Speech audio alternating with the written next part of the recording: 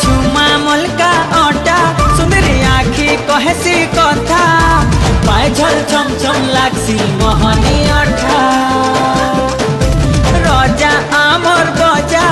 आए दुलदुली बजा किंदरी किंदरी नाचले लागसी मजा कहरी जैसू अमरे हे पवन टुका हमें तो समलपुरिया मोटा आमर सत्या